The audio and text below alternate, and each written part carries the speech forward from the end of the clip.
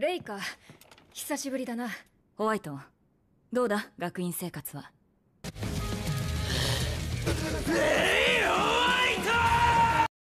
Dan ternyata, suara itu berasal dari kelompok Albert yang diserang oleh monster.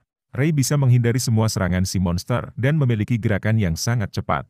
Monster itu pun dikalahkan dengan mudah, hanya dengan satu serangan saja. Namun tiba-tiba, monster itu malah berevolusi yang dibangkitkan kembali oleh seseorang.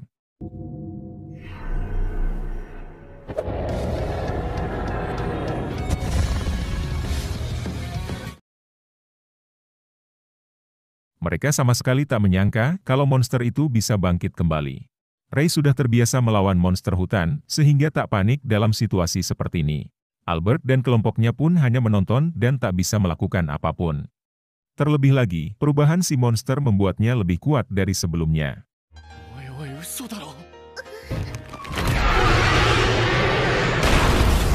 Teriakan monster itu pun didengar oleh Clarice yang membuatnya penasaran.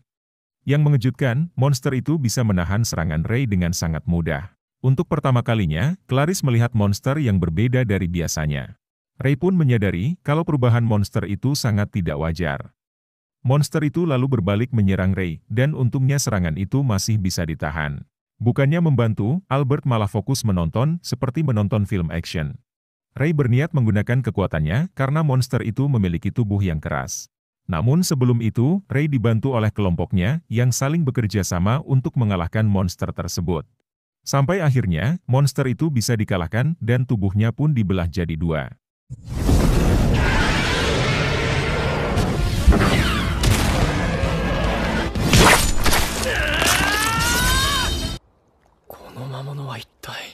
Elisa masih merasa syok dan langsung memeluk Amelia karena ketakutan.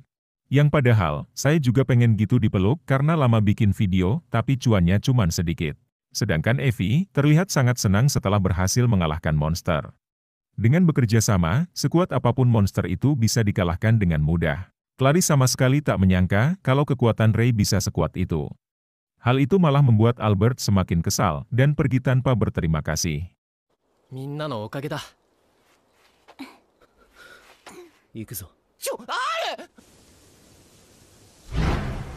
Mereka kemudian sampai di checkpoint dan berhasil mengumpulkan semua stamp. Elisa sendiri sudah digendong oleh Ray dan meminta maaf karena menjadi beban tim. Ray mengatakan kalau latihan ini memang sulit bagi siswa yang belum terbiasa latihan fisik. Evie dan Ray pun meminta maaf karena telah membuat para cewek dalam bahaya. Dan dengan sengaja, Amelia ikut naik ke punggung Ray yang membuat Ray harus menggendong keduanya. Semua siswa kemudian berkumpul untuk mendengar hasil ujian yang akan diumumkan. Hasil ujian diumumkan oleh seorang guru yang menyatakan kelompok Amelia sebagai juara pertamanya. Namun, kebanyakan dari mereka merasa tidak senang dengan adanya Ray di kelompok Amelia. Mereka memandang Ray sebelah mata dan menanggap kemenangan itu karena usaha Amelia. Apalagi si Albert yang merasa tak terima dan semakin membenci Ray.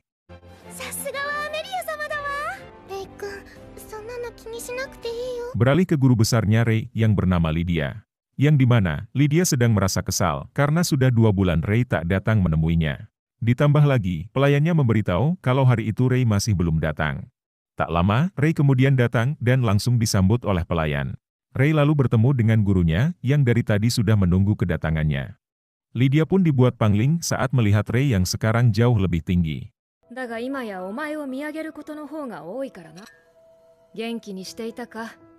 Mereka pun lanjut mengobrol dan membicarakan hal yang penting. Yang ternyata, Ray masih belum sembuh seutuhnya dan butuh waktu lama untuk bisa pulih.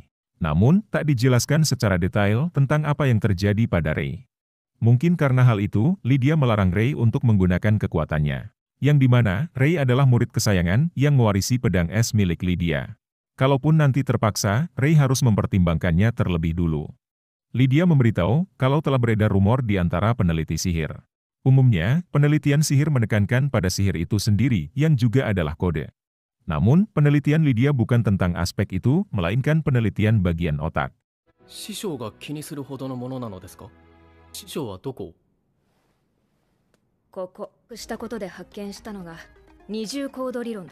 Lobus frontal di otak memanfaatkan teori kode untuk memproses informasi internal dan mewujudkannya dengan prima material. Karena pada dasarnya, kekuatan sihir itu terlahir dari otak. Sedangkan bagian otak yang mengingat sihir adalah engram. Penelitian kali ini pun tentang engram yang mungkin bisa mengungkap kebenaran akan dunia. Namun, telah muncul sekelompok orang yang melakukan apapun untuk mencapai tujuannya. Mereka langsung membuka kepala penyihir dan mencarinya di bagian otak. Mereka bisa dikatakan sudah gila karena telah melewati batas normal. Bahkan, mereka ingin merekrut Lydia dan mencari para penyihir yang berkuasa. Dan ternyata, Lydia adalah Dr. Ainsworth yang menciptakan teori ganda dan dikagumi oleh Elisa. 目的のために手段を選ばない連中ってのが妄執に取りつかれたクズどもだ。はい、心得ております。 Mereka kemudian berjalan-jalan di hutan yang mengingatkan Lydia akan perekrutan Ray di masa lalu. Yang dimana, latihan perekrutan itu sangat keras yang membuat para prajurit elit mengeluh. Namun, Ray bisa melewati semua itu meskipun masih anak-anak. Ray lalu bercerita tentang teman-temannya di akademi yang semuanya adalah murid berbakat. Salah satunya ada Elisa yang mengagumi karya Lydia sebagai Dr. Ainsworth.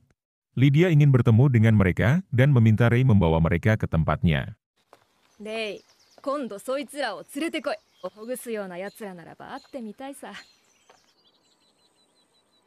Lydia pun sudah tahu kalau kompetisi pedang sihir akan segera dimulai.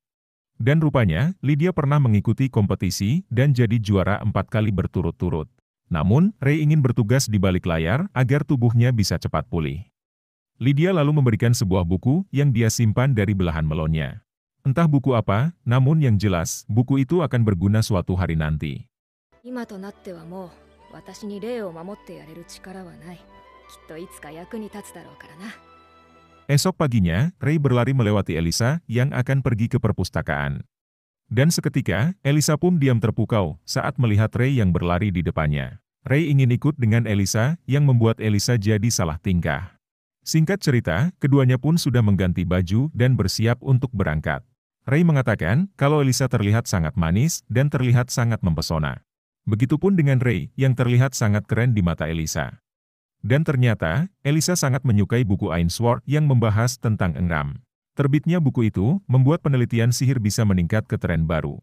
Yang ketika mulai membaca, Ray justru malah fokus membaca novel percintaan. 恋愛小説だ。ルナエテルの著書だな。そういった描写がとてもうまい。とってもいいと思うよ、レイ君。 Dan rupanya, Clarice ada di tempat yang sama dan melihat Ray bersama Elisa. Sebenarnya, Clarice ingin sekali mendekati Ray dan menyapanya secara langsung. Namun, karena Ray bersama cewek, Clarice merasa minder dan merasa tidak pede. Tanpa sadar, suaranya terdengar oleh Ray yang membuat tempat sembunyinya ketahuan. Ray mengatakan kalau dia akan pergi makan siang dan mengajak Clarice untuk makan bersama. Meski satu akademi, namun faktanya Elisa dan Clarice tidak saling kenal. Ray lalu mengenalkan Elisa pada Clarice, begitupun dengan sebaliknya. Meski sedikit canggung, namun pada akhirnya mereka pun bisa akrab dan menikmati makan siang bersama. 私、こういうの初めてで、実にみんなと一緒っていいね。 Setelah perut kenyang, Clarice dan Elisa pun pulang bersama dan berpisah dengan Ray. Namun tak disangka, Ray malah bertemu Amelia yang akan menghadiri pertemuan para bangsawan. Ray pun mengatakan kalau sudah makan siang dengan Elisa dan Clarice. Hal itu membuat Amelia cemburu dan meminta Ray menemaninya ke toko pakaian. Sesampainya di sana, Amelia mencoba banyak pakaian baru yang dinilai langsung oleh Ray. Mulai dari pakaian feminim, pakaian modis, pakaian zaman now, sampai pakaian seksi pun dia coba. Yang ketika di ruang ganti, ada seekor laba-laba yang muncul di depan mata Amelia. Karena panik, Amelia langsung berlari keluar yang padahal belum memakai baju. アメリア。大丈夫か、アメリア。 Singkat cerita, sore hari pun tiba. Ray lalu menemui guru Gray yang memanggilnya datang ke akademi. Dan ternyata, Gray sudah tahu kalau selama ini Ray sering direndahkan oleh siswa lain. Sebagai seorang guru, Gray merasa sangat bersalah karena tak bisa melakukan apapun. Karena menurutnya, seorang guru lebih memperhatikan para siswa, bukan menjadi peneliti yang sombong. Dan sekarang, Gray akan memperhatikan para siswa dan akan jadi guru yang baik untuk Ray. Ray merasa sangat beruntung karena memiliki teman-teman yang baik dan guru yang perhatian. Namun di sisi lain, Albert sangat berambisi mengalahkan Ray dan bersekutu dengan orang misterius. 春のやつ、この間から学院に来てないよな。